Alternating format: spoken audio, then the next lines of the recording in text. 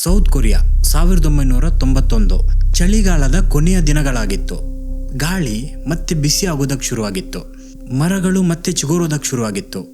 ತಿಂಗಳವರೆಗೆ ಮನೆಯಲ್ಲೇ ಇದ್ದ ಮಕ್ಕಳು ಮತ್ತೆ ವಾಪಸ್ ಹೊರಗೋಗಿ ಸುತ್ತಾಡೋದಕ್ಕೆ ಶುರು ಮಾಡಿದ್ರು. ದೈಗೋ ಸಿಟಿ ಮಡಿಲಲ್ಲೇ ಮೌಂಟ್ ವರಿಯೋಂಗ್ ಅನ್ನೋ ಹೆಸರಿನ ಒಂದು ಸಣ್ಣ ಪರ್ವತ ಇತ್ತು. ಇದೇನು ಅಪಾಯಕಾರಿ ಸ್ಥಳ ಆಗಿರಲಿಲ್ಲ. ನಿಜ ಏನು ಅಂದ್ರೆ ಈ ಪರ್ವತ ಆ ಸಿಟಿಯ ಬದಿಯಲ್ಲೇ ಇದ್ದಿದ್ದು. ಆ ಪರ್ವತದಿಂದ ಇಡೀ ಸಿಟಿ ಕಾಣಿಸ್ತಾ ಇತ್ತು, ಹಾಗೂ ಆ ಸಿಟಿಯಿಂದ ಇಡೀ ಪರ್ವತ. ಅಲ್ಲಿನ ಸ್ಥಳೀಯ ಮಕ್ಕಳಿಗೆ ಇದೊಂದು ಸೂಕ್ತ ಜಾಗ ಆಗಿತ್ತು ಅಡ್ವೆಂಚರ್ ಮಾಡೋದಕ್ಕೆ. ಅವರು ಆ ಪರ್ವತವನ್ನು ನಡೆದುಕೊಂಡು ಹತ್ತುತ್ತಾ ಇದ್ರು. ಅಲ್ಲಿನ ಹೊಳೆಗಳಲ್ಲಿ ಆಟ ಆಡ್ತಾ ಇದ್ರು. ಹಾಗೂ ಹೆಚ್ಚುವರಿ ಮಕ್ಕಳು ವಸಂತ ಕಾಲದಲ್ಲಿ ಅಲ್ಲಿಗೆ ಒಂದು ಸ್ಪೆಸಿಫಿಕ್ ಕೆಲಸಕ್ಕೋಸ್ಕರ ಹೋಗ್ತಾ ಇದ್ರು, ಕಪ್ಪೆಗಳನ್ನು ಹಿಡಿಯೋದಕ್ಕೆ. ಇದು ಅವರಿಗೆ ನಿಧಿ ಹುಡುಕಿದ ಹಾಗೆ. ಇದೇ ಆಗಿದ್ದು ಮಾರ್ಚ್ 26, 1991ರಲ್ಲಿ 5 ಹುಡುಗರು ಮನೆಯಿಂದ ಮೌಂಟ್ ವರಿಯೋಂಗ್ ಕಡೆಗೆ ಹೊರಟಿದ್ರು. ಇದೇನು ಮೊದಲ ಬಾರಿ ಆಗಿರಲಿಲ್ಲ. ಅವರು ಈ ತರ ಹಲವಾರು ಬಾರಿ ಹೋಗಿ ಬಂದಿದ್ದಾರೆ. ಈ ಹುಡುಗರು ನೆರೆಕರೆಯ ಮನೆಯವರಾಗಿದ್ರು, ಬೆಸ್ಟ್ ಫ್ರೆಂಡ್ಸ್ ಕೂಡ. ಅವತ್ತು ಪರ್ವತದ ಕಡೆಗೆ ಹೋದ ಹುಡುಗರು ಸಂಜೆ ಮೊದಲೇ ಮನೆಗೆ ವಾಪಸ್ ಬರುವ ಪ್ಲಾನ್ ಅಲ್ಲಿ ಹೋಗಿದ್ದಿದ್ದು. ಆದ್ರೆ ಅದೇ ಮಧ್ಯಾಹ್ನ ಅಲ್ಲಿ ಏನೋ ನಡೆಯುತ್ತೆ. ಅದೇನಂತ ಗೊತ್ತಿಲ್ಲ. ಆದ್ರೆ ಒಂದಲ್ಲ ಎರಡಲ್ಲ 5ರಲ್ಲಿ 5 ಹುಡುಗರು ಕಾಣೆ ಆಗ್ತಾರೆ. ಮುಂದಿನ 11 ವರ್ಷದವರೆಗೆ ಯಾರಿಗೂ ಗೊತ್ತಾಗೋದಿಲ್ಲ ಹುಡುಗರ ಜೊತೆ ಏನಾಯ್ತು ಅಂತ. ಆ್ಯಂಡ್ ದೆನ್ ಒಂದು ದಿನ ಅವರ ಬಾಡಿ ಸಿಗುತ್ತೆ. ಈ ಬಾಡಿ ಸಿಕ್ಕ ಜಾಗವನ್ನು ಹಲವಾರು ಬಾರಿ ಹುಡುಕಲಾಗಿತ್ತು, ಅಲ್ಲಿ ಏನೂ ಸಿಕ್ಕಿರಲಿಲ್ಲ. ನಂತರ ಇನ್ವೆಸ್ಟಿಗೇಷನ್ ಅಲ್ಲಿ ಕೆಲವು ರಹಸ್ಯಗಳು, ಆ ಬಾಡಿಯಲ್ಲಿ ಸಿಕ್ಕ ಕೆಲವು ಡಿಸ್ಟರ್ಬಿಂಗ್ ಸಾಕ್ಷಿಗಳು ಈ ಕೇಸನ್ನು ಸೌತ್ ಕೊರಿಯಾದ one of the most famous unsolved mystery ಮಾಡುತ್ತೆ. ನಂತರ ಈ ಕೇಸಿಗೆ ಒಂದು ಹೆಸರು ಕೊಡಲಾಗುತ್ತೆ. ಈ ಹೆಸರನ್ನು ಸೌತ್ ಕೊರಿಯಾ ಯಾವತ್ತೂ ಮರೆಯೋದಿಲ್ಲ. ಆ ಹೆಸರಾಗಿದೆ ದ ಫ್ರಾಗ್ ಬಾಯ್ಸ್. ನಮಸ್ಕಾರ ಎಲ್ಲರಿಗೂ, ಎಲ್ಲರೂ ಚೆನ್ನಾಗಿದ್ದೀರಾ ಅಂತ ಅನ್ಕೋತೀನಿ. ಇವತ್ತಿನ ಸ್ಟೋರಿ ಒಂದು ಇಂತಹ ದೇಶದಿಂದ ಬಂದಿರೋದು. ಯಾವ ದೇಶ? ಗ್ಲಾಮರ್, ಕೆ ಪಾಪ್ ಹಾಗೂ ಪಾಪ್ ಕಲ್ಚರ್ಗೆ ತುಂಬಾ ಹೆಸರುವಾಸಿಯಾಗಿದೆ. ಈ ದೇಶದಲ್ಲಿ BTS ಇದೆ, ಕೆ ಡ್ರಾಮಾ ಇದೆ, ಹಾಗೂ ಹಲವಾರು ಮಾಡರ್ನ್ ಸಿಟಿಗಳಿದೆ. ಹೊರಗಿಂದ ನೋಡೋದಕ್ಕೆ ಈ ದೇಶದಲ್ಲಿ ಎಲ್ಲ ಸೇಫ್ ಹಾಗೂ ಎಲ್ಲ ಆರ್ಗನೈಸ್ಡ್ ಇದೆ ಅಂತ ಕಾಣಿಸುತ್ತೆ. ಆದ್ರೆ ಇದೇ ದೇಶದ ಈ ಒಂದು ಇಮೇಜ್ ನ ಹಿಂದೆ ಒಂದಿಂತಹ ಕೇಸ್ ಇದೆ, ಯಾವುದು ದಶಕದಿಂದ ಇಡೀ ದೇಶವನ್ನೇ ಬೆಚ್ಚಿ ಬೀಳಿಸಿದೆ. ಈ ಕೇಸ್ ಒಂದು ಇಂತಹ ಮಿಸ್ಟ್ರಿ ಆಗಿದೆ, ಯಾವುದು ಈವನ್ ಇನ್ವೆಸ್ಟಿಗೇಟರ್ಸ್ ಗಳನ್ನು ಕನ್ಫ್ಯೂಸ್ ಮಾಡಿತ್ತು. 5 ಫ್ಯಾಮಿಲಿಯ ಮಕ್ಕಳನ್ನು ಬಲಿ ತಗೊಳ್ತು, ಹಾಗೂ ಅವರಿಗೆ ಉತ್ತರನೇ ಸಿಗ್ಲಿಲ್ಲ ಈ ಪುಟ್ಟ ಮಕ್ಕಳ ಜೊತೆ ಆಗಿದ್ದಾದ್ರೂ ಏನು ಅಂತ. ಕೆಲವೊಮ್ಮೆ ಪೀಸ್ಫುಲ್ ಅನ್ನೋ ಜಾಗದಲ್ಲೂ ಕೆಟ್ಟ ಘಟನೆಗಳು ನಡೆಯುತ್ತೆ ಅನ್ನೋದಕ್ಕೆ ಇದೊಂದು ತುಂಬಾ ಒಳ್ಳೆ ಉದಾಹರಣೆ ಆಗಿದೆ. ಸೊ ಇವತ್ತು ನಾವು ಅದೇ ಆಗಬಾರದಾಗಿದ್ದ ಒಂದು ಇನ್ಸಿಡೆಂಟ್ ಅನ್ನು ಎಕ್ಸ್ಪ್ಲೋರ್ ಮಾಡಲಿದ್ದೀವಿ. ಸೊ ನಿಮ್ಮ ಹೆಚ್ಚು ಟೈಮ್ ವೇಸ್ಟ್ ಮಾಡದೆ ಇವತ್ತಿನ ವಿಡಿಯೋ ಸ್ಟಾರ್ಟ್ ಮಾಡ್ತಾ ಇದ್ದೀನಿ. Let's go.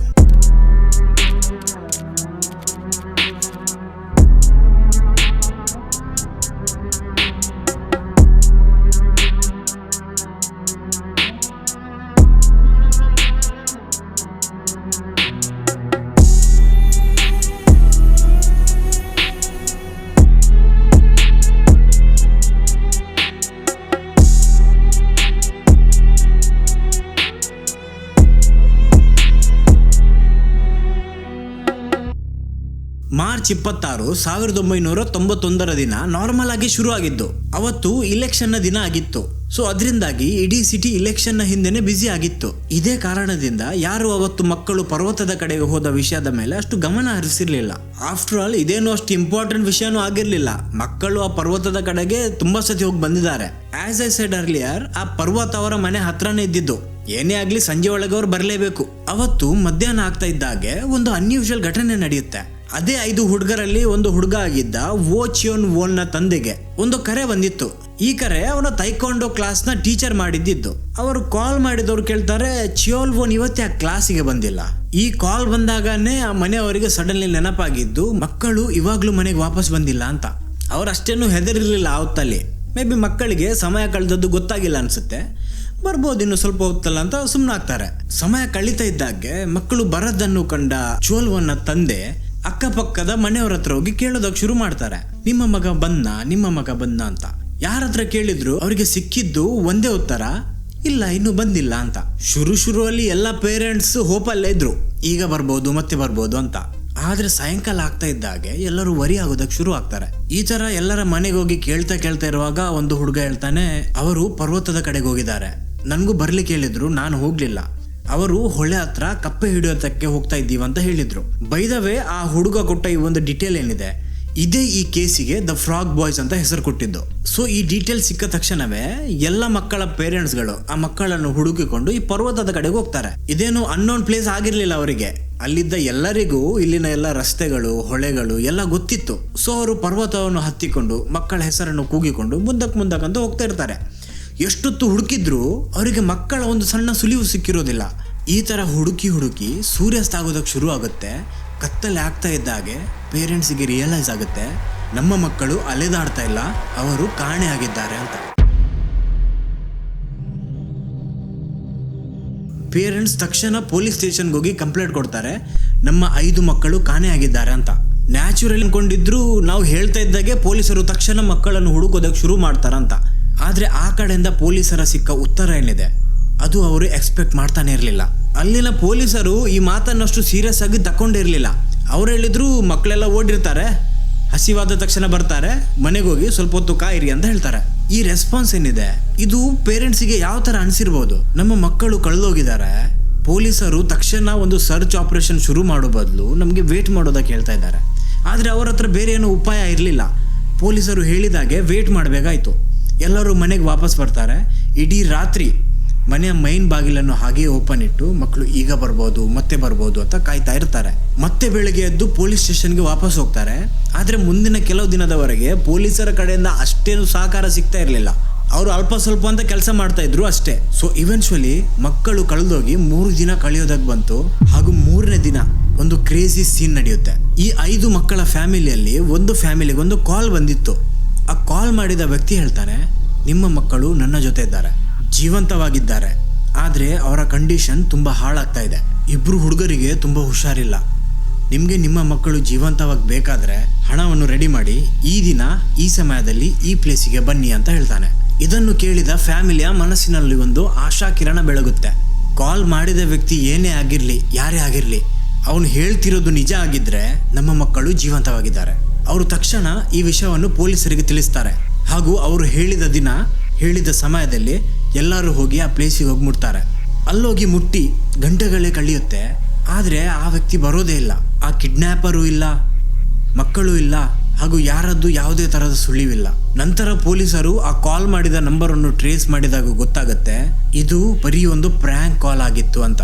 ಆ ಕರೆ ಮಾಡಿದ ವ್ಯಕ್ತಿ ಇಷ್ಟು ದಿನದಿಂದ ಮಕ್ಕಳಿಗೋಸ್ಕರ ಕಾತುರತೆಯಿಂದ ಕಾಯುತ್ತಿರುವ ಪೇರೆಂಟ್ಸ್ಗಳ ಫೀಲಿಂಗ್ ಜೊತೆ ಸುಮ್ಮನೆ ಆಟ ಆಡಿದ್ದ ಅಂತ. ಈಗ ಎಲ್ಲರ ಹಾರ್ಟ್ ಬ್ರೇಕ್ ಆಗಿತ್ತು. ಹಾಗೂ ಈ ಕೇಸ್ ಏನಿದೆ ಇದು ಡೆಡ್ ಎಂಡ್ಗೆ ಹೋಗಿ ಮುಟ್ಟಿತ್ತು.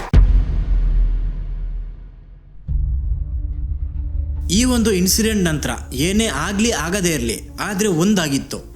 ಈ ಇನ್ಸಿಡೆಂಟ್ ಮೈನ್ ಸ್ಟ್ರೀಮ್ ಮೀಡಿಯಾದಲ್ಲಿ ಡಿಬೇಟ್ಗೆ ಕಾರಣ ಆಗಿತ್ತು. ಎಲ್ಲ ನ್ಯೂಸ್ ಚಾನೆಲ್ಸ್ ಹಾಗೂ ನ್ಯೂಸ್ ಪೇಪರಲ್ಲಿ ಹೆಡ್ಲೈನ್ಸ್ ಬರೋದಕ್ಕೆ ಶುರು ಆಗಿತ್ತು. ಈ ಥರ ಆಗೋದಕ್ಕೆ ಶುರು ಆದಾಗ ಪೊಲೀಸರ ಮೇಲೆ ಪ್ರೆಷರ್ ಬೀಳೋದಕ್ಕೆ ಶುರು ಆಗಿತ್ತು. ಪೊಲೀಸರಿಗೆ ಇನ್ನು ಮೇಲೆ ಈ ಕೇಸನ್ನು ಅಷ್ಟು ಲೈಟ್ ಆಗಿ ತಗೊಳ್ಳೋದಕ್ಕಾಗಲಿಲ್ಲ. ಇವೆನ್ಚುವಲಿ ಈ ಕೇಸ್ನ ನ್ಯೂಸ್ ಗೌರ್ಮೆಂಟ್ನ ಹೈಯೆಸ್ಟ್ ಲೆವೆಲ್ ವರೆಗೆ ಮುಟ್ಟಿತ್ತು. ಸೌತ್ ಕೊರಿಯಾದ ಆಗಿನ ಪ್ರೆಸಿಡೆಂಟ್ ಒಂದು ಆರ್ಡರ್ ಪಾಸ್ ಮಾಡ್ತಾರೆ, ಈಗಲೇ ಆ ಮಕ್ಕಳನ್ನು ಹುಡುಕೋದಕ್ಕೆ ಸರ್ಚ್ ಆಪರೇಷನ್ ಶುರು ಮಾಡಿ ಅಂತ. ಈ ಆರ್ಡರ್ ಬರ್ತಾ ಇದ್ದ ಹಾಗೆ ಇಡೀ ಸೌತ್ ಕೊರಿಯಾ ಕಂಡ one of the biggest search operation ಶುರು ಆಗುತ್ತೆ. ಈ ಸರ್ಚ್ ಆಪರೇಷನ್ ಅಲ್ಲಿ ಎಷ್ಟು ಜನರಿದ್ರು ಗೊತ್ತಿದೆಯಾ? 100 ಅಲ್ಲ, 200 ಅಲ್ಲ, 1000 ಅಲ್ಲ, 10,000 ಅಲ್ಲ, ಬರೋಬ್ಬರಿ 3 ಲಕ್ಷ ಜನರು. ಹಲವಾರು ದಿನದವರೆಗೆ ಹೆಲಿಕಾಪ್ಟರ್ಸ್ ಈ ಪರ್ವತದ ಸುತ್ತಮುತ್ತ ಸುತ್ತುತ್ತಾ ಇತ್ತು. ಅಥಾರಿಟೀಸ್ ಒಂದು ಸ್ಪೆಷಲ್ ಇನ್ವೆಸ್ಟಿಗೇಷನ್ ನ ಒಂದು ಯೂನಿಟ್ ಅನ್ನು ನಿರ್ಮಿಸ್ತಾರೆ. ಅಲ್ಲಿನ ಸಿವಿಕ್ ಗ್ರೂಪ್ ಹಾಗೂ ಸ್ಕೂಲ್ಗಳು ಹಣವನ್ನು ಡೊನೇಟ್ ಮಾಡೋದಕ್ಕೂ ಶುರು ಮಾಡುತ್ತೆ. ಇವೆನ್ಚುವಲಿ ಮಕ್ಕಳನ್ನು ಹುಡುಗಿ ಕೊಟ್ಟವರಿಗೆ 47 ಮಿಲಿಯನ್ ವಾನ್ ನ ಬಹುಮಾನವನ್ನು ಇಡ್ತಾರೆ. ಇದು ಆಲ್ಮೋಸ್ಟ್ ತಿಂಗಳವರೆಗೆ ಇಷ್ಟು ಜನರು ಆ ಪರ್ವತದ ಮೂಲೆಯನ್ನು ಚೆಕ್ ಮಾಡಿರ್ತಾರೆ, ಕೆಲವೊಮ್ಮೆ ಮಲ್ಟಿಪಲ್ ಟೈಮ್ಸ್. ಆದರೂ ಮಕ್ಕಳ ಒಂದು ಸಣ್ಣ ಸುಳಿವು ಸಿಕ್ಕಿರೋದಿಲ್ಲ. ಮತ್ತೆ ಮುಂದಿನ ದಿನದಲ್ಲಿ ದಿನ ಕಳೀತಾ ಇದ್ದಾಗೆ ಈ ಸರ್ಚ್ ಆಪರೇಷನ್ ಫೇಡ್ ಆಗೋದಕ್ಕೆ ಶುರು ಆಗುತ್ತೆ. ವಾಲಂಟಿಯರ್ಸ್ ಬರೋದು ಮೆಲ್ಲನೆ ನಿಲ್ಲೋದಕ್ಕೆ ಶುರು ಆಗುತ್ತೆ ಹಾಗೂ ಇವೆನ್ಚುವಲಿ ನಿಂತೇ ಬಿಡುತ್ತೆ. ಹಾಗೂ ಮೀಡಿಯಾದ ಅಟೆನ್ಷನ್ ಈ ನ್ಯೂಸ್ ಅನ್ನು ಬಿಟ್ಟು ಬೇರೆ ನ್ಯೂಸ್ ಕಡೆಗೆ ಮೂವ್ ಆಗೋದಕ್ಕೆ ಶುರು ಆಗುತ್ತೆ.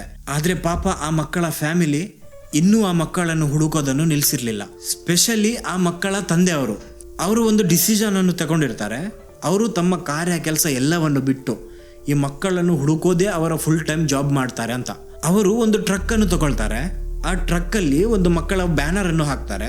ಹಾಗೂ ಅದರಲ್ಲಿ ಕೆಳಗೆ ಬರೀತಾರೆ, ನಮ್ಮ ಮಕ್ಕಳನ್ನು ಹುಡುಕೋದಕ್ಕೆ ನಮಗೆ ಸಹಾಯ ಮಾಡಿ ಅಂತ. ಮತ್ತೆ ಈ ಟ್ರಕ್ ಅನ್ನು ತಗೊಂಡವರು ಇಡೀ ಸೌತ್ ಕೊರಿಯಾ ದೇಶದ ಮೂಲೆ ಮೂಲೆಯಲ್ಲಿ ಸುತ್ತಾಡ್ತಾರೆ. ಅದು ಬೇಕಾದ್ರೆ ಮಳೆ ಇರಲಿ, ಬಿಸಿಲಿರ್ಲಿ ಅಥವಾ ಚಳಿ ಇರಲಿ, ಇವರು ಮಾತ್ರ ಮಕ್ಕಳನ್ನು ಹುಡುಕೋದನ್ನು ನಿಲ್ಲಿಸಿರ್ಲಿಲ್ಲ. ಈ ತರ ವರ್ಷಗಳೇ ಕಳೆಯುತ್ತೆ. ಅವರ ಕೈಯಲ್ಲಿದ್ದ ಹಣನೇ ಖಾಲಿ ಆಗೋದಕ್ಕೆ ಶುರು ಆಗುತ್ತೆ. ಅವರ ಹೆಲ್ತ್ ಅಂತೂ ಕೇಳೋದೇ ಬೇಡ, ಎಷ್ಟು ಹಾಳಾಗಿತ್ತಂದ್ರೆ ಎಲ್ಲರೂ ಡಿಪ್ರೆಷನ್ಗೆ ಹೋಗಿದ್ರು. ಒಬ್ಬ ತಂದೆ ಅಂತೂ ಸ್ಲೀಪಿಂಗ್ ಪಿಲ್ಸ್ಗೆ ಡಿಪೆಂಡೆಡ್ ಆಗಿದ್ರು. ಇನ್ನು ಉಳಿದವರು ಈ ಇಮೋಷನಲ್ ಸ್ಟ್ರೇನ್ ನಿಂದ ಕಂಪ್ಲೀಟ್ ಫೇಲ್ ಆಗಿದ್ರು. ಆದ್ರೆ ಒಂದು ತುಂಬಾ ಸಸ್ಪಿಷಿಯಸ್ ಘಟನೆ ನಡೆದಿತ್ತು. ಈ ಪೇರೆಂಟ್ಸ್ ಆ ಟ್ರಕ್ ಅಲ್ಲಿ ಇಡೀ ದೇಶವನ್ನು ಸುತ್ತಾಡ್ತಾ ಇರುವಾಗ ಅವರು ಅಲ್ಲಲ್ಲಿ ಪ್ರತಿಯೊಂದು ಊರಿಗೆ ಹೋಗಿ ಒಂದು ಈವೆಂಟ್ ಅನ್ನು ಆರ್ಗನೈಸ್ ಮಾಡ್ತಾ ಇದ್ರು, ಈ ಕೇಸ್ನ ಒಂದು ಅವೇರ್ನೆಸ್ ಅನ್ನು ಸ್ಪ್ರೆಡ್ ಮಾಡೋದಕ್ಕಂತ. ಆಗ ಅವರು ಒಂದು ವಿಷಯವನ್ನು ನೋಟಿಸ್ ಮಾಡಿದ್ರು. ಅದೇನಂದ್ರೆ, ಈ ಈವೆಂಟ್ ಅಲ್ಲಿ ತುಂಬಾ ಜನ ನೆರೆದಿರ್ತಾರೆ, ಆದ್ರೆ ಅದೇ ಜನರಲ್ಲಿ ಹಿಂದಿನ ಸೀಟಲ್ಲಿ ಕೆಲವು ವ್ಯಕ್ತಿಗಳು ಫಾರ್ಮಲ್ ಸೂಟ್ ಅನ್ನು ಹಾಕಿ ಸುಮ್ಮನೆ ಬಂದು ಕೂರ್ತಾ ಇದ್ರು. ಅವ್ರು ಯಾರ ಜೊತೆನೂ ಮಾತಾಡ್ತಾ ಇರ್ಲಿಲ್ಲ. ತುಂಬಾ ಸಸ್ಪಿಷಿಯಸ್ ಆಗಿ ಸುಮ್ಮನೆ ಬಂದು ಕೂತು ಈವೆಂಟ್ ಅನ್ನು ನೋಡಿ ವಾಪಸ್ ಹೋಗ್ತಾ ಇದ್ರು. ಇದನ್ನು ನೋಡಿದ ಪೇರೆಂಟ್ಸ್ ಒಂದು ದಿನ ಅವರ ಹತ್ರ ಹೋಗಿ ಕೇಳಿಯೇ ಬಿಡ್ತಾರೆ, ನೀವು ಯಾರು ಅಂತ. ಅವ್ರು ಕೇಳಿದಾಗ ಅವ್ರು ಹೆಚ್ಚೇನು ಹೇಳೋದಿಲ್ಲ. ಅವರು ಅವರ ಕೈಯಲ್ಲಿ ಒಂದು ಬಿಸ್ನೆಸ್ ಕಾರ್ಡ್ ಕೊಡ್ತಾರೆ ಹಾಗೂ ಅಲ್ಲಿಂದ ಹೊರಟೋಗ್ತಾರೆ. ಆ ಬಿಸ್ನೆಸ್ ಕಾರ್ಡ್ ಅಲ್ಲೂ ಕಂಪನಿ ಹೆಸರಾಗಿರ್ಲಿ ಅಥವಾ ಅಡ್ರೆಸ್ ಆಗಿರ್ಲಿ ಏನು ಬರ್ದಿರೋದಿಲ್ಲ, ಬರೀ ಹೆಸರು ಹಾಗೂ ಒಂದು ಕಾಂಟ್ಯಾಕ್ಟ್ ನಂಬರ್ ಬರ್ದಿರುತ್ತೆ. ನಂತರ ಎಲ್ಲರಿಗೂ ಗೊತ್ತಾಗುತ್ತೆ ಈ ಜನರು ಏನಿದ್ರು ಇವರು ಸೌತ್ ಕೊರಿಯಾದ ಇಂಟೆಲಿಜೆನ್ಸ್ ಏಜೆನ್ಸಿಯ ಆಫೀಸರ್ಸ್ ಆಗಿದ್ರು ಅಂತ. ಆದ್ರೆ ಈ ಆಫೀಸರ್ಸ್ ಈ ಈವೆಂಟ್ಗಳಿಗೆ ಬಂದು ಯಾಕೆ ಕೂರ್ತಾ ಇದ್ರು ಹಾಗೂ ಈ ಫ್ಯಾಮಿಲಿ ಮೇಲೆ ಕಣ್ಣು ಯಾಕೆ ಇಡ್ತಾ ಇದ್ರು ಅನ್ನೋದಕ್ಕೆ ಯಾವುದೇ ಉತ್ತರ ಸಿಗೋದಿಲ್ಲ. ಕೆಲವರು ಹೇಳ್ತಾರೆ ಅವರು ಆ ಈವೆಂಟಿಗೆ ಆ ಫ್ಯಾಮಿಲಿಯನ್ನು ಪ್ರೊಟೆಕ್ಟ್ ಮಾಡೋದಕ್ಕೆ ಬಂದಿರೋದು ಅಂತ. ಇನ್ನು ಕೆಲವರ ಪ್ರಕಾರ ಇದರಲ್ಲಿ ಏನೋ ಸಸ್ಪಿಷಿಯಸ್ ಇದೆ. ಸೊ ಈ ತರ ಹಲವಾರು ವರ್ಷದವರೆಗೆ ಮಕ್ಕಳನ್ನು ಇಡೀ ದೇಶದಲ್ಲಿ ಹುಡುಕಿದ ಪೇರೆಂಟ್ಸ್ ಅವರ ಕೈಯಲ್ಲಿ ಹಣ ಖಾಲಿ ಆಗುತ್ತೆ. ಸಾಲನೂ ತುಂಬಾ ಆಗಿತ್ತು ಹಾಗೂ ಆ ಮಕ್ಕಳನ್ನು ಬಿಟ್ಟು ಮನೆಯಲ್ಲಿ ಅವರಿಗೋಸ್ಕರ ಬೇರೆ ಫ್ಯಾಮಿಲಿ ವೇಟ್ ಮಾಡ್ತಾ ಇದೆ. ಸೊ ಅವರಿಗೆ ಈ ಹುಡುಕುವುದನ್ನು ಬಿಟ್ಟು ವಾಪಸ್ ಮನೆಗೆ ಹೋಗ್ಬೇಕಾಯ್ತು. ಅವರಲ್ಲಿ ಈಗಲೂ ಒಂದು ಹೋಪ್ ಇತ್ತು, ಇವತ್ತಿಲ್ಲ ನಾಳೆ ಮಕ್ಕಳು ಸಿಗ್ಬಹುದು ಅಂತ. ಈ ಕಡೆ ಪೊಲೀಸ್ ಇನ್ವೆಸ್ಟಿಗೇಷನ್ ಅಂತೂ ಕೇಳೋದೇ ಬೇಡ, ಅಟ್ಟರ್ ಫೇಲ್. ಅವರ ಹತ್ರ ಒಂದು ಸಣ್ಣ ಲೀಡ್ ಕೂಡ ಇರಲಿಲ್ಲ. ಅವ್ರು ಎಲ್ಲಂತ ಹುಡುಕ್ತಾರೆ ಮಕ್ಕಳನ್ನು. ಸೊ ಮಕ್ಕಳು ಕಳೆದೋಗಿ ದಶಕನೇ ಕಳೆದೋಗುತ್ತೆ ಹಾಗೂ ಇಡೀ ದೇಶ ಈ ಇನ್ಸಿಡೆಂಟ್ ಅನ್ನು ಮರೆತು ಬಿಡುತ್ತೆ. ಇಡೀ ಊರೇ ಮರೆತು ಮೂವ್ ಆನ್ ಆಗುತ್ತೆ. ಅಂಡ್ ದೆನ್ ಮೌಂಟ್ ವರಿಯೋಂಗ್ ಅಲ್ಲಿ ಏನೋ ನಡೀತು, ಸಮಥಿಂಗ್ ಅನ್ಎಕ್ಸ್ಪೆಕ್ಟೆಡ್. ಹಾಗೂ ಅಲ್ಲಿ ನಡೀತು ನೋಡಿ, ಆ ಒಂದು ಇನ್ಸಿಡೆಂಟ್ ನಿಂದ ಈ ಕೇಸ್ ಮತ್ತೆ ಸ್ಪಾಟ್ ಲೈಟ್ಗೆ ಬರುತ್ತೆ. ಆದ್ರೆ ಆ ಪರ್ವತದಲ್ಲಿ ಏನ್ ನಡೆದಿತ್ತು ನೋಡಿ, ಅದು ಈ ಕೇಸನ್ನು ಸಾಲ್ವ್ ಮಾಡೋ ಬದಲು ಇನ್ನೂ ಹೆಚ್ಚು ಡಾರ್ಕ್ ಹಾಗೂ ಇನ್ನೂ ಹೆಚ್ಚು ಮಿಸ್ಟೀರಿಯಸ್ ಮಾಡುತ್ತೆ. ಸೆಪ್ಟೆಂಬರ್ 26, 2002 ಇಬ್ರು ಲೋಕಲ್ಸ್ ಆ ಮೌಂಟ್ ವಾರಿಯೋಂಗ್ಗೆ ಏಕಾನ್ ಕಲೆಕ್ಟ್ ಮಾಡೋದಕ್ಕಂತ ಹೋಗಿರ್ತಾರೆ. ಈ ತರ ನಡ್ಕೊಂಡು ಏಕಾನ್ ಅನ್ನು ಕಲೆಕ್ಟ್ ಮಾಡ್ಕೊಂಡು ಹೋಗ್ತಾ ಇದ್ದ ಈ ಇಬ್ರು ಜನರಲ್ಲಿ ಒಬ್ಬನ ಕಣ್ಣು ಕೆಳಗೆ ನೆಲದ ಕಡೆಗೆ ಹೋಗುತ್ತೆ. ಅಲ್ಲೇ ಅವರು ನಿಂತಿದ್ದ ಜಾಗದಿಂದ ಸ್ವಲ್ಪವೇ ದೂರ ಎಲೆಗಳ ಅಡಿಯಲ್ಲಿ ನೋಡೋದಕ್ಕೆ ಯಾರೋ ಒಂದು ಬಟ್ಟೆ ಎಸೆದು ಹೋದಾಗ ಕಾಣಿಸ್ತಾ ಇತ್ತು. ಮತ್ತೆ ಸ್ವಲ್ಪ ಕ್ಲಿಯರ್ ಆಗಿ ನೋಡಿದಾಗ ಅಲ್ಲೇ ಅವನಿಗೆ ಶೂ ಕಾಣಿಸುತ್ತೆ. ಇದನ್ನು ನೋಡಿದ ವ್ಯಕ್ತಿ ಸ್ವಲ್ಪ ಕ್ಯೂರಿಯಸ್ ಆಗಿ ಅಲ್ಲೇ ಹತ್ರ ಹೋಗಿ ಸ್ವಲ್ಪ ಕ್ಲಿಯರ್ ಆಗಿ ನೋಡಿದಾಗ ಅವನಿಗೆ ಕಾಣಿಸಿದ್ದು ಎಲುಬು, ಮನುಷ್ಯರ ಎಲುಬು. ಒಂದಲ್ಲ ಎರಡಲ್ಲ 5 ಜನರ ಎಲುಬು. ಆ ಲೋಕಲ್ಸ್ಗೆ ತಕ್ಷಣ ಗೊತ್ತಾಗಿತ್ತು ಅವ್ರು ಏನ್ ನೋಡ್ತಾ ಇದ್ದಾರೆ ಅಂತ. ಸೊ ಅವ್ರು ಇಮಿಡಿಯೇಟ್ಲಿ ಪೊಲೀಸರಿಗೆ ಇನ್ಫಾರ್ಮ್ ಮಾಡ್ತಾರೆ. ಇದೇ ಹೊತ್ತಲ್ಲಿ ಈ ನ್ಯೂಸ್ ಇಡೀ ಊರಿಗೆ ಸ್ಪ್ರೆಡ್ ಆಗುತ್ತೆ ಹಾಗೂ ಪೊಲೀಸರು ಆ ಮಕ್ಕಳ ಪೇರೆಂಟ್ಸಿಗೆ ಕಾಂಟ್ಯಾಕ್ಟ್ ಮಾಡ್ತಾರೆ. ಪಾಪ 11 ವರ್ಷದವರೆಗೆ ಒಂದು ಫ್ಯಾಮಿಲಿ ಒಂದು ಅನ್ಸರ್ಟಿನಿಟಿಯಲ್ಲಿ ಜೀವಿಸ್ತಾ ಇತ್ತು. ಒಂದು ಹೋಪ್ ಇತ್ತು ನಮ್ಮ ಮಕ್ಕಳು ಜೀವಂತ ಇರಬಹುದು ಅಂತ. ಆದ್ರೆ ಅವತ್ತು ಪರ್ವತದಲ್ಲಿ ಏನ್ ಸಿಕ್ತು ನೋಡಿ, ಅದು ಎಲ್ಲರ ಹೃದಯವನ್ನೇ ಒಡೆದು ಹಾಕಿತ್ತು. ಈ ಬಾಡೀಸ್ ಏನಿದೆ ಇದು 11 ವರ್ಷದ ನಂತರ ಸಿಕ್ಕಿದ್ರಿಂದ ಕಂಪ್ಲೀಟ್ಲಿ ಡಿಕಂಪೋಸ್ ಆಗಿತ್ತು. ಬರೀ ಎಲುಬು ಮಾತ್ರ ಉಳಿದಿದ್ದು. ಆದ್ರೆ ಆ ಬಾಡಿಗಳ ಹತ್ರ ಸಿಕ್ಕ ಬಟ್ಟೆ, ಶೂ ಹಾಗೂ ಹಲ್ಲಿನ ಬ್ರೇಸ್ ನಿಂದ ಕನ್ಫರ್ಮ್ ಆಗುತ್ತೆ ಇದು ಅದೇ ಮಕ್ಕಳ ಬಾಡಿ ಅಂತ. ಇದು ಕನ್ಫರ್ಮ್ ಆಗ್ತಾ ಇದ್ದ ಹಾಗೆ ಈ ನ್ಯೂಸ್ ಮತ್ತೆ ನ್ಯಾಷನಲ್ ನ್ಯೂಸ್ ಅಲ್ಲಿ ಹೆಡ್ಲೈನ್ಸ್ ಅಲ್ಲಿ ಬರೋದಕ್ಕೆ ಶುರು ಆಗುತ್ತೆ. ಎಲ್ಲರಿಗೆ ಅನ್ಸಿತ್ತು ಈ ಕೇಸ್ 11 ವರ್ಷದವರೆಗೆ ಒಂದು ಮಿಸ್ಟ್ರಿ ಆಗಿ ಉಳಿದಿತ್ತು, ಈಗ ಫೈನಲಿ ಸಾಲ್ವ್ ಆಗಿದೆ ಅಂತ. ಆದ್ರೆ ಇನ್ವೆಸ್ಟಿಗೇಟರ್ಸ್ ಯಾವಾಗ ಇನ್ವೆಸ್ಟಿಗೇಷನ್ ಮಾಡೋದಕ್ಕೆ ಶುರು ಮಾಡಿದ್ರು ಆಗ ಅವರಿಗೆ ರಿಯಲೈಸ್ ಆಗುತ್ತೆ ಈ ಕೇಸ್ ಕ್ಲೋಸ್ ಆಗ್ತಾ ಇರೋದಲ್ಲ, ಮತ್ತೆ ರೀಓಪನ್ ಆಗಲಿದೆ ಅಂತ. ಈ ಫಾರೆನ್ಸಿಕ್ ಇನ್ವೆಸ್ಟಿಗೇಟರ್ಸ್ ಈ ಬಾಡಿಗಳನ್ನು ಟೆಸ್ಟ್ ಮಾಡ್ತಿರುವಾಗ ಅವ್ರ ಹತ್ರ ಟೆಸ್ಟ್ ಮಾಡೋದಕ್ಕೆ ಹೆಚ್ಚೇನು ಇರಲಿಲ್ಲ. 11 ವರ್ಷದವರೆಗೆ ಹಾಗೆ ಓಪನ್ ನೇಚರ್ ಅಲ್ಲಿ ಬಿದ್ದಿದ್ದ ಈ ಬಾಡಿಗಳು ಮಳೆ, ಗಾಳಿ, ಬಿಸಿಲು ಹಾಗೂ ಪ್ರಾಣಿಗಳಿಂದ ಆಲ್ರೆಡಿ ಡ್ಯಾಮೇಜ್ ಆಗಿತ್ತು. ಆದ್ರೂ ಎಕ್ಸ್ಪರ್ಟ್ಗಳು ಆ ಎಲುಬು ಹಾಗೂ ಅದರ ಸರೌಂಡಿಂಗ್ ಅಲ್ಲಿದ್ದ ಮಣ್ಣನ್ನು ಕೇರ್ಫುಲಿ ಎಕ್ಸಾಮಿನ್ ಮಾಡ್ತಾರೆ, ಆ ಹುಡುಗರ ಜೊತೆ ಆಗಿದ್ದಾದ್ರೂ ಏನು ಅಂತ ಅರ್ಥ ಮಾಡೋದಕ್ಕೆ. ಶುರುವಲ್ಲಿ ಫಾರೆನ್ಸಿಕ್ ಎಕ್ಸ್ಪರ್ಟ್ಸ್ ಒಂದು ಸಿಂಪಲ್ ಎಕ್ಸ್ಪ್ಲನೇಷನ್ ಅನ್ನು ಕೊಡ್ತಾರೆ. ಈ ಮಕ್ಕಳು ಮೇ ಬಿ ಆ ಪರ್ವತದಲ್ಲಿ ದಾರಿ ತಪ್ಪಿರ್ಬೇಕು, ಅವತ್ತು ರಾತ್ರಿ ಆ ಪರ್ವತದಲ್ಲಿ ತುಂಬಾ ಚಳಿ ಹಾಗೂ ಮಳೆ ಇದ್ದಿದ್ರಿಂದ ಪಾಸಿಬಲಿ ಹೈಪೋಥರ್ಮಿಯಾಗೆ ಬಲಿಯಾಗಿರ್ಬೇಕು. ಆದ್ರೆ ಈ ಎಕ್ಸ್ಪ್ಲನೇಷನ್ ಹೆಚ್ಚು ಸಮಯದವರೆಗೆ ಇರೋದಿಲ್ಲ, ಯಾಕಂದ್ರೆ ನಂತರ ನಡೆದ ಇನ್ವೆಸ್ಟಿಗೇಷನ್ ಗೊತ್ತಾಗುತ್ತೆ ಆ ಹುಡುಗರ ಬಾಡಿಯಲ್ಲಿ ಗಾಯಗಳು ಇತ್ತು ಅಂತ. ಸ್ಪೆಷಲಿ ಒಂದು ಹುಡುಗನ ತಲೆಬುರುಡೆಯಲ್ಲಿ 2 ತೂತಿತ್ತು, 2 ಆಪೋಸಿಟ್ ಸೈಡ್ ಅಲ್ಲಿ. ಮೊದಲು ನೋಡಿದಾಗ ಇದೊಂದು ಗನ್ ಶಾಟ್ ನ ಗಾಯದ ತರ ಇತ್ತು, ಒಂದು ಸೈಡಲ್ಲಿ ಬಂದು ಇನ್ನೊಂದು ಸೈಡಲ್ಲಿ ಹೊರಗೋದಾಗೆ. ಆದ್ರೆ ಆ ಒಂದು ತಲೆಬುರುಡೆಯಲ್ಲಿ ಅದೊಂದು ಟಿಪಿಕಲ್ ಫ್ರಾಕ್ಚರ್ ಏನಿರುತ್ತೆ ಅದು ಇರಲಿಲ್ಲ. ಇದೇನಂದ್ರೆ ಗನ್ ಶಾಟ್ ಉಂಡಾಗಿದ್ರೆ ಒಂದು ಸ್ಪೆಸಿಫಿಕ್ ರೀತಿಯಲ್ಲಿ ಅದರಲ್ಲಿ ಗಾಯ ಆಗಿರುತ್ತೆ, ಆ ತರ ಆಗಿರ್ಲಿಲ್ಲ. ಮತ್ತೆ ಉಳಿದ ಹುಡುಗರ ತಲೆಬುರುಡೆಯಲ್ಲಿ ಬ್ಲಂಟ್ ಫೋರ್ಸ್ ಯೂಸ್ ಮಾಡಿ ಹೊಡೆದ ತರ ಗಾಯಗಳಿತ್ತು. ಈ ಬ್ಲಂಟ್ ಫೋರ್ಸ್ ಏನಂತ ನಿಮ್ಗೆ ಅರ್ಥ ಮಾಡ್ಬೇಕಾದ್ರೆ ನೀವು ನನ್ನ ಲೇಕ್ ಬೋಡೋಮ್ನ ವಿಡಿಯೋಸ್ ನೋಡಿದ್ರೆ ನಿಮ್ಗೆ ಗೊತ್ತಾಗುತ್ತೆ. ಆ ಕೇಸಲ್ಲಿ ಯಾವ ತರ ಅವರಿಗೆ ಲೇಕ್ ಹತ್ರ ಬ್ಲಂಟ್ ಫೋರ್ಸ್ ಯೂಸ್ ಮಾಡಿ, ಬ್ಲಂಟ್ ಫೋರ್ಸ್ ಅಂದ್ರೆ ಕಲ್ಲು ಅಥವಾ ಕಬ್ಬಿಣದ ವಸ್ತು ಹೊಡೆಯೋದು, ಆ ತರ ಹೊಡೆದೇನಿದ್ರು ಅದೇ. ಸೊ ಈ ಕೇಸಲ್ಲಿ ಇನ್ ಟೋಟಲ್ ಏನು ಅಂದ್ರೆ ಅಟ್ಲೀಸ್ಟ್ 4 ಹುಡುಗರ ತಲೆಗೆ ಏಟು ಬಿದ್ದಿತ್ತು. ಇದು ಒಂದು ಸೀರಿಯಸ್ ಕ್ವಶನ್ ಅನ್ನು ರೇಸ್ ಮಾಡುತ್ತೆ. ಹುಡುಗರು ಪರ್ವತದಲ್ಲಿ ಸುಮ್ನೆ ಕಳೆದೋಗಿದ್ರೆ ಅವರ ತಲೆಯಲ್ಲಿ ಈ ಏಟು ಎಲ್ಲಿಂದ ಬಂತು?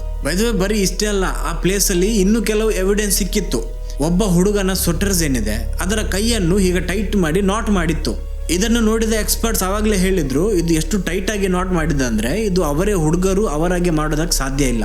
ಆಲ್ಸೋ ಇನ್ನೊಬ್ಬನ ಪ್ಯಾಂಟ್ ಹಾಗೂ ಶೂಸ್ ಏನಿದೆ ಅದು ಸ್ಟ್ರೇಂಜ್ ಪೊಸಿಷನ್ ಅಲ್ಲಿತ್ತು. ಮತ್ತೆ ಕ್ರೈಮ್ ಸೀನ್ ಅಲ್ಲಿ ಬರೀ ಅಷ್ಟೇ ಅಲ್ಲ, ಅಲ್ಲೇ ಅವರಿಗೆ ಬುಲೆಟ್ ನ ಕೇಸಿಂಗ್ ಹಾಗೂ ಯೂಸ್ ಮಾಡದೇ ಇರುವ ಬುಲೆಟ್ ಸಿಕ್ಕಿತ್ತು.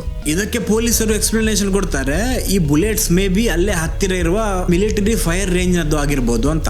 ಬೈ ದ ವೇ ಆ ಫೈರಿಂಗ್ ರೇಂಜ್ ಬರೀ 300 ಮೀಟರ್ ದೂರನೇ ಇದ್ದಿದ್ದು. ಸ್ಟಾರ್ಟಿಂಗ್ ಅಲ್ಲಿ ಇನ್ವೆಸ್ಟಿಗೇಷನ್ ನಡೆಯುವಾಗ ಒಬ್ಬ ವಿಟ್ನೆಸ್ ಒಂದು ವಿಷಯವನ್ನು ಹೇಳಿದ್ದ.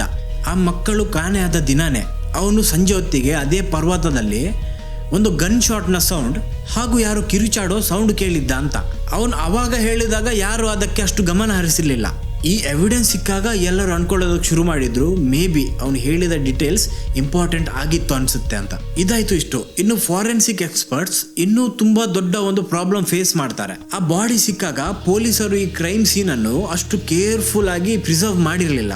ಕೆಲವು ಪೊಲೀಸರು ಅಲ್ಲಿದ್ದ ಎಲುಬನ್ನು ಆಚೆ ಈಚೆ ಮಾಡಿದ್ರು, ಇನ್ನು ಕೆಲವರು ಅಲ್ಲಿ ಸಿಕ್ಕ ಎವಿಡೆನ್ಸ್ ಎಲ್ಲ ಎತ್ತಿ ಒಂದು ಸೈಡ್ ಅಲ್ಲಿ ಇಟ್ಟಿದ್ರು. ಈ ತರ ಮಾಡಿದಾಗ ಅವರು ಉದ್ದೇಶ ಇಲ್ಲದೇನೆ ಈ ವ್ಯಾಲ್ಯೂಯಬಲ್ ಎವಿಡೆನ್ಸ್ ಗಳನ್ನು ಡ್ಯಾಮೇಜ್ ಮಾಡಿದ್ರು. ಫಾರೆನ್ಸಿಕ್ ಎಕ್ಸ್ಪರ್ಟ್ಸ್ ಈ ಸೀನಿಗೆ ಬರುವಾಗ ಈ ಕ್ರೈಮ್ ಸೀನ್ ಕಂಪ್ಲೀಟ್ಲಿ ಡ್ಯಾಮೇಜ್ ಆಗಿತ್ತು.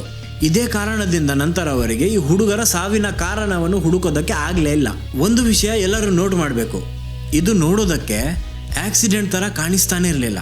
ಹಾಗಾದ್ರೆ ಇದು ಅಕಸ್ಮಾತ್ ಆಕ್ಸಿಡೆಂಟ್ ಅಲ್ಲದಿದ್ರೆ ಈ ಹುಡುಗರ ಮಾಡಿದಾದ್ರು ಯಾರು? ಈವನ್ ಈ ಹುಡುಗರ ಬಾಡಿ ಸಿಕ್ಕ ನಂತರನು ಈ ಕೇಸ್ ಒಂದು ತುಂಬಾ ದೊಡ್ಡ ಪ್ರಾಬ್ಲಮ್ ಅನ್ನು ಫೇಸ್ ಮಾಡ್ತಾ ಇತ್ತು. ಈ ಕೇಸಲ್ಲಿ ಒಂದೇ ಒಂದು ಯೂಸೇಬಲ್ ಎವಿಡೆನ್ಸ್ ಇರಲಿಲ್ಲ ಹಾಗೂ ಆ ಮಕ್ಕಳ ಸಾವಿನ ಕಾರಣನೂ ಗೊತ್ತಿರಲಿಲ್ಲ. ನೀವು ನನ್ನ ಚಾನಲ್ ಅಲ್ಲಿ ಅನ್ಸಾಲ್ವ್ಡ್ ಮಿಸ್ಟ್ರೀಸ್ ಗಳ ಈ ವಿಡಿಯೋಸ್ ಗಳನ್ನು ನೋಡಿದ್ರೆ ನಿಮ್ಗೆ ಒಂದು ಪ್ಯಾಟರ್ನ್ ಕಾಣಿಸುತ್ತೆ. ಫಸ್ಟ್ ಪೊಲೀಸರ ನಿರ್ಲಕ್ಷ್ಯ, ನಂತರ ಕ್ರೈಮ್ ಸೀನ್ ಡಿಸ್ಟರ್ಬ್ ಆಗೋದು, ಆಮೇಲೆ ಸಾವಿನ ಕಾರಣ ಗೊತ್ತಾಗದೇ ಇರೋದು, ಹಾಗೂ ಸಾವಿನ ಕಾರಣ ಗೊತ್ತಿಲ್ಲದೆ ಯಾರನ್ನು ಹಿಡಿಯೋದು ಆಲ್ಮೋಸ್ಟ್ ಇಂಪಾಸಿಬಲ್ ಆಗಿದೆ. ಈ ಕೇಸಲ್ಲಿ ಇನ್ವೆಸ್ಟಿಗೇಟರ್ಸ್ ಹಲವಾರು ವರ್ಷದವರೆಗೆ ಈ ಕೇಸನ್ನು ರಿವ್ಯೂ ಮಾಡ್ತಾರೆ. ಬೇರೆ ಬೇರೆ ಇನ್ವೆಸ್ಟಿಗೇಟರ್ಸ್ ಬರ್ತಾರೆ, ಮತ್ತೆ ಎವಿಡೆನ್ಸ್ ಎಲ್ಲ ಅನಲೈಸ್ ಮಾಡಲಾಗುತ್ತೆ.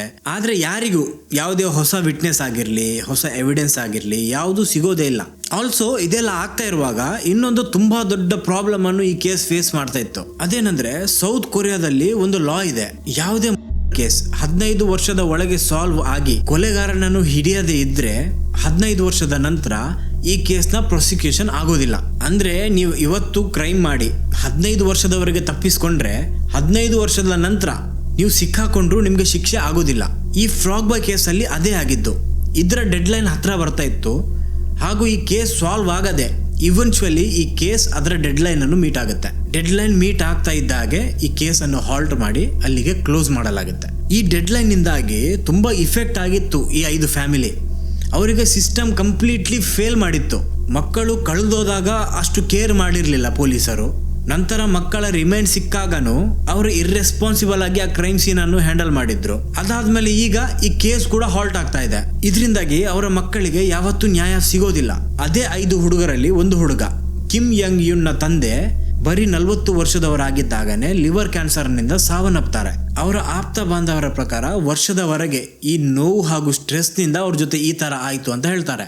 ಇದೇ ಕಾರಣದಿಂದ ಆ ಫ್ಯಾಮಿಲಿ ಗವರ್ಮೆಂಟ್ ನ ವಿರುದ್ಧ ಒಂದು ಲೀಗಲ್ ಬ್ಯಾಟಲ್ ಮಾಡುತ್ತೆ. ಒಂದು ಲಾ ಸೂಟ್ ಫೈಲ್ ಆಗುತ್ತೆ, ಗವರ್ಮೆಂಟ್ ನ ನಿರ್ಲಕ್ಷ್ಯದಿಂದ ನಮ್ಮ ಮಕ್ಕಳ ಜೊತೆ ಈ ತರ ಆಯ್ತು ಅಂತ. ಆದ್ರೆ ನಂತರ ಕೋರ್ಟ್ ಈ ಲಾ ಸೂಟ್ ಅನ್ನು ರಿಜೆಕ್ಟ್ ಮಾಡುತ್ತೆ. ಆ ಮಕ್ಕಳಿಗಾಗಿರ್ಲಿ, ಆ ಮಕ್ಕಳ ತಂದೆ ತಾಯಿಯರಿಗಾಗಿರ್ಲಿ ಯಾವತ್ತೂ ನ್ಯಾಯ ಸಿಗೋದೇ ಇಲ್ಲ. ಈಗ ಅಫಿಷಿಯಲಿ ಈ ಕೇಸ್ ಕ್ಲೋಸ್ ಆಗಿದೆ ಹಾಗೂ ಅನ್ಸಾಲ್ವ್ಡ್ ಆಗಿದೆ. ಆದ್ರೆ ಜನರು ಎಲ್ಲವನ್ನು ನೋಡ್ತಾರೆ. ಅವರು ಪ್ರಶ್ನೆ ಕೇಳೋದಕ್ಕೆ ಶುರು ಮಾಡಿದ್ರು. ಅವ್ರ ಪ್ರಶ್ನೆ ಏನು ಅಂದ್ರೆ, ಈ ಕೇಸ್ ನಿಜವಾಗ್ಲೂ ಅನ್ಸಾಲ್ವ್ಡ್ ಆಗಿದೆಯಾ ಅಥವಾ ಬೇಕೆಂದೇ ಇದನ್ನು ಅನ್ಸಾಲ್ವ್ ಮಾಡಲಾಗಿದೆಯಾ? ನೋಡಿ, ರಿಮೇನ್ ಸಿಕ್ಕ ನಂತರ ಒಂದು ವಿಷಯ ಕ್ಲಿಯರ್ ಆಗಿತ್ತು. ಪೊಲೀಸರ ಎಕ್ಸ್ಪ್ಲನೇಷನ್ ಏನಿದೆ ಅದು ಸರಿ ಅಲ್ಲ. ಇದು ಹೈಪೋಥರ್ಮಿಯಾದ ಕೇಸ್ ಅಲ್ಲವೇ ಅಲ್ಲ. ಆ ಹುಡುಗರ ಜೊತೆ ವೈಲೆಂಟ್ ಕ್ರೈಮ್ ನಡೆದಿದೆ. ಹಾಗಾದ್ರೆ ಅದನ್ನು ಮಾಡಿದವರು ಯಾರು? ಕೆಲವರ ಪ್ರಕಾರ ಇದು ಮಿಲಿಟರಿ ರೇಂಜ್ ನಿಂದ ಆಗಿರಬಹುದು. ಆ ಹುಡುಗರು ಕಾಣೆಯಾದ ಸಮಯದಲ್ಲಿ ಅಲ್ಲೇ ಹತ್ತಿರ ಇದ್ದ ಮಿಲಿಟರಿ ರೇಂಜ್ ಆಪರೇಷನ್ ಅಲ್ಲಿತ್ತು. ಥಿಯರಿ ಪ್ರಕಾರ ಅಲ್ಲಿ ಶೂಟಿಂಗ್ ಪ್ರಾಕ್ಟೀಸ್ ನಡೀತಾ ಇದ್ದಾಗ ಒಬ್ಬ ಹುಡುಗನಿಗೆ ತಪ್ಪಿ ಬಂದ ಒಂದು ಬುಲೆಟ್ ತಾಗಿರ್ಬೋದು. ಹಾಗೂ ಈ ಬುಲೆಟ್ ಅನ್ನು ಯಾರು ಫೈರ್ ಮಾಡಿದ್ನೋ ಅವನು ಪ್ಯಾನಿಕ್ ಆಗಿ ಅಲ್ಲೇ ಹತ್ತಿರ ಇದ್ದ ಈ ಇನ್ಸಿಡೆಂಟ್ ಅನ್ನು ನೋಡಿದ್ದ ಬೇರೆ ಹುಡುಗರ ಮೇಲೇನೂ ಅಟ್ಯಾಕ್ ಮಾಡಿರ್ಬೋದು, ವಿಟ್ನೆಸ್ ಗಳನ್ನು ನಾಶ ಮಾಡೋದಕ್ಕೆ. ಇದಕ್ಕೆ ಅವತ್ತು ಅವನು ಹೇಳಿದ್ದ ಆ ಗನ್ ಶಾಟ್ ನ ಸೌಂಡ್ ಹಾಗೂ ಕಿರುಚಾಡಿದ ಸೌಂಡ್ ಕರೆಕ್ಟ್ಲಿ ಮ್ಯಾಚ್ ಆಗುತ್ತೆ. ಆಲ್ಸೋ ಈ ಗನ್ ಶಾಟ್ ಬರೀ ಒಬ್ಬನ ತಲೆಯಲ್ಲಾಗಿರೋದು, ಬೇರೆಯವರ ತಲೆಯಲ್ಲಿ ಬ್ಲಡ್ ಫೋರ್ಸ್ ನಿಂದ ಅಟ್ಯಾಕ್ ಮಾಡಿರುವ ಎವಿಡೆನ್ಸ್ ಸಿಕ್ಕಿತ್ತು. ಸೊ ಒಮ್ಮೆ ಗನ್ ಶಾಟ್ ನ ಸೌಂಡ್ ಬಂದಿದೆ, ಮತ್ತೆ ಬಂದ್ರೆ ಜನರಿಗೆ ಗೊತ್ತಾಗುತ್ತೆ ಅಂತ ಬ್ಲಡ್ ಫೋರ್ಸ್ ಯೂಸ್ ಮಾಡಿರ್ಬೋದು. ಇನ್ನೊಂದು ವಿಷಯ ನೀವು ನೋಟ್ ಮಾಡಬೇಕು, ಅವತ್ತು ಆ ಹುಡುಗರ ಫಾದರ್ಸ್ ಪಬ್ಲಿಕ್ ಇವೆಂಟ್ ಮಾಡ್ತಾ ಇದ್ದಾಗ ಅಲ್ಲೇ ಹಿಂದೆ ಬಂದು ಕೂತಿದ್ದ ಆ ಆಫೀಸರ್ಗಳು ಅವರು ಸೌತ್ ಕೊರಿಯಾದ ಇಂಟೆಲಿಜೆನ್ಸ್ ಏಜೆನ್ಸಿಯ ಆಫೀಸರ್ಸ್ ಗಳಾಗಿದ್ರು. ಅವರು ಅಲ್ಲಿ ಬಂದು ಕೂರೋದಕ್ಕೆ ಯಾವುದೇ ಕಾರಣನೇ ಇರ್ಲಿಲ್ಲ. ಅವ್ರು ಯಾಕೆ ಈ ಮನೆಯವರ ಮೇಲೆ ಕಣ್ಣಿಡ್ತಾ ಇದ್ರು? ಗವರ್ಮೆಂಟ್ಗೆ ಈ ವಿಷಯ ಗೊತ್ತಿತ್ತಾ? ಪೊಲೀಸರು ಅದಕ್ಕೆ ಈ ಸರ್ಚ್ ಆಪರೇಷನ್ ಅನ್ನು ಸ್ಟಾರ್ಟಿಂಗ್ ನಲ್ಲಿ ಶುರು ಮಾಡಿರ್ಲಿಲ್ವಾ? ಮತ್ತೆ ಆ ಕ್ರೈಮ್ ಅಲ್ಲಿ ಸಿಕ್ಕ ಈ ಬುಲೆಟ್ ಗಳು ಅದಕ್ಕೆ ಲಿಂಕ್ಡ್ ಆಗಿದೆಯಾ? ಯಾಕಂದ್ರೆ ಈ ಕ್ರೈಮ್ ನಡೆದ ದಿನ ಆ ಶೂಟಿಂಗ್ ರೇಂಜ್ ಅಲ್ಲಿ ಒಬ್ಬ ಆಫೀಸರ್ ಉಳಿದ ಬುಲೆಟ್ ಗಳನ್ನು ಹೊಡೆದು ಖಾಲಿ ಮಾಡೋದಕ್ಕಂತ ಹೋಗಿದ್ದ. ಆದ್ರೆ ಅವನು ಯಾರು ಅಂತ ಅವನ ಹೆಸರನ್ನು ಡಿಸ್ಕ್ಲೋಸ್ ಇವತ್ತಿನವರೆಗೆ ಮಾಡಿಲ್ಲ. ಇದಾದ್ಮೇಲೆ ಇನ್ನೊಂದು ಥಿಯರಿ ಬರುತ್ತೆ, ಯಾರೋ ಒಬ್ಬ ವೈಲೆಂಟ್ ವ್ಯಕ್ತಿ ಆ ಮಕ್ಕಳ ಮೇಲೆ ಅಟ್ಯಾಕ್ ಮಾಡಿರ್ಬೋದು ಅಂತ. ಮೇ ಬಿ ಸೀರಿಯಲ್ ಕಿಲ್ಲರ್, ಅಥವಾ ಆ ಮಕ್ಕಳು ಆ ಪರ್ವತದಲ್ಲಿ ಏನಾದ್ರೂ ನೋಡಿರ್ಬೋದು, ಏನಾದ್ರೂ ಡಾರ್ಕ್, ಏನಾದ್ರೂ ಅನ್ಯೂಶುವಲ್. ಅವರು ಇದನ್ನು ನೋಡಿ ಇನ್ನು ಬೇರೆಯವರಿಗೆ ಹೇಳ್ಬಾರ್ದು ಅಂತಾನು ಅವರ ಮೇಲೆ ಅಟ್ಯಾಕ್ ಮಾಡಿರೋದಕ್ಕೆ ಸಾಧ್ಯ ಇದೆ. ಒಂದು ವಿಷಯ ನೀವು ನೆನಪಿಡಿ, ಇದು ಆಗಿದ್ದು ಪಬ್ಲಿಕ್ ಹಾಲಿಡೇ ಆ ದಿನ. ಅವತ್ತು ಇಲೆಕ್ಷನ್ ನಡೀತಾ ಇತ್ತು. ಆ ದಿನ ಯಾರು ಈ ಪರ್ವತದ ಕಡೆಗೆ ಬರೋದಿಲ್ಲ ಅಂತ ಅಲ್ಲಿ ಯಾರಾದ್ರೂ ಏನಾದ್ರೂ ಸೀಕ್ರೆಟ್ಲಿ ಮಾಡ್ತಾ ಇದ್ರ? ಹಾಗೂ ಈ ಮಕ್ಕಳು ಬೈ ಮಿಸ್ಟೇಕ್ ಅದನ್ನು ನೋಡಿರ್ಬೋದಾ? ಬೈ ದ ವೇ, ಇದೆರಡೇ ಥಿಯರೀಸ್ಗಳು ಕನ್ವಿನ್ಸಿಂಗ್ ಆಗಿರೋದು. ಆಲ್ಸೋ ಇದನ್ನು ಇನ್ನೂ ಹೆಚ್ಚು ಕನ್ವಿನ್ಸಿಂಗ್ ಮಾಡೋದು, ಅವತ್ತು ಆ ಸರ್ಚ್ ಆಪರೇಷನ್ ನಡೆದಾಗ ಅಷ್ಟು ಜನರು ಆ ಪರ್ವತದ ಮೇಲೆ ಗಡಿ ಹೋಗಿ ಸರ್ಚ್ ಮಾಡ್ತಾ ಇದ್ರು. ಕೆಲವೊಮ್ಮೆ ಸೇಮ್ ಪ್ಲೇಸ್ ಅಲ್ಲಿ ಮಲ್ಟಿಪಲ್ ಟೈಮ್ ಸರ್ಚ್ ಆಗಿತ್ತು. ಆದ್ರೆ ಆಗ ಆ ಜಾಗದಲ್ಲಿ ಬಾಡೀಸ್ ಇರ್ಲಿಲ್ಲ. ಇದರ ಅರ್ಥ ಏನು ಅಂದ್ರೆ, ಈ ಅಟ್ಯಾಕ್ ಮಾಡಿದ ವ್ಯಕ್ತಿ ಫಸ್ಟ್ ಆ ಬಾಡಿಗಳನ್ನು ಅಲ್ಲಿಂದ ಮೂವ್ ಮಾಡಿ ಸರ್ಚ್ ಆಪರೇಷನ್ ಎಂಡ್ ಆದ ನಂತರ ಮತ್ತೆ ವಾಪಸ್ ತಂದೆಲ್ಲ ಹಾಕಿರ್ಬೋದು. ಇದಿಷ್ಟನ್ನು ಬಿಟ್ಟು ಬೇರೆ ಯಾವ ಥಿಯರಿಯೂ ಅಷ್ಟು ಪಾಪ್ಯುಲರ್ ಆಗ್ಲಿಲ್ಲ. ಯಾಕಂದ್ರೆ ಈ ಕೇಸಲ್ಲಿ ಶಂಕಿತ ಆರೋಪಿಗಳಿಲ್ಲ, ವಿಟ್ನೆಸಸ್ ಇಲ್ಲ, ಯಾವುದೇ ಎವಿಡೆನ್ಸ್ಗಳಿಲ್ಲ. ಬೈ ದ ವೇ, ನಿಮ್ಗೆ ನಾನು ಈ ಕೇಸ್ನ ಕಂಪ್ಲೀಟ್ ಡೀಟೇಲ್ಸ್ ಅನ್ನು ಕೊಟ್ಟಿದ್ದೀನಿ. ನಿಮ್ಗೇನ್ ಅನ್ಸುತ್ತೆ, ಯಾರು ಮಾಡಿರ್ಬೋದು ಹಾಗೂ ಆ ಹುಡುಗರ ಜೊತೆ ಏನಾಗಿರ್ಬೋದು? ನಿಮ್ಗೆ ಏನ್ ಅನ್ಸುತ್ತೆ ಅದನ್ನು ಕಮೆಂಟ್ ಅಲ್ಲಿ ಹೇಳಿ. ಸೊ ಇದೇ ಆಗಿತ್ತು ದ ಫ್ರಾಗ್ ಬಾಯ್ಸ್ ಕೇಸ್. ನಿಮ್ಗೆ ಈ ವಿಡಿಯೋ ಇಷ್ಟ ಆಗಿದ್ರೆ ಪ್ಲೀಸ್ ಈ ವಿಡಿಯೋಗೊಂದು ಲೈಕ್ ಮಾಡಿ. ಆಲ್ಸೋ ನನ್ನ ವಿಡಿಯೋಸ್ಗಳನ್ನು ನೋಡೋರು ಹೆಚ್ಚುವರಿ ಚಾನಲ್ಗೆ ಸಬ್ಸ್ಕ್ರೈಬ್ ಮಾಡಿಲ್ಲ. ನಿಮಗೆ ನನ್ನ ವಿಡಿಯೋಸ್ ಇಷ್ಟ ಇದ್ದರೆ ಪ್ಲೀಸ್ ಸಬ್ಸ್ಕ್ರೈಬ್ ಬಟನನ್ನು ಒತ್ತಿ. ಇದು ನಿಮಗೆ ಫ್ರೀ ಆಗಿದೆ, ಆದರೆ ನಂಗೆ ಇದು ತುಂಬ ಹೆಲ್ಪ್ ಮಾಡುತ್ತೆ, ಸ್ಪೆಷಲಿ ಮೋಟಿವೇಟ್ ಮಾಡುತ್ತೆ. ಸೊ ಇದೇ ಆಗಿದೆ ಫ್ರೆಂಡ್ಸ್ ಇವತ್ತಿನ ವಿಡಿಯೋ. ಮತ್ತೆ ಬರ್ತೀನಿ ಮತ್ತೊಂದು ವಾರ ಇನ್ನೊಂದು ಇಂಟ್ರೆಸ್ಟಿಂಗ್ ಟಾಪಿಕ್ ಜೊತೆ. ಅಷ್ಟರವರೆಗೆ ಪೀಸ್ ಔಟ್.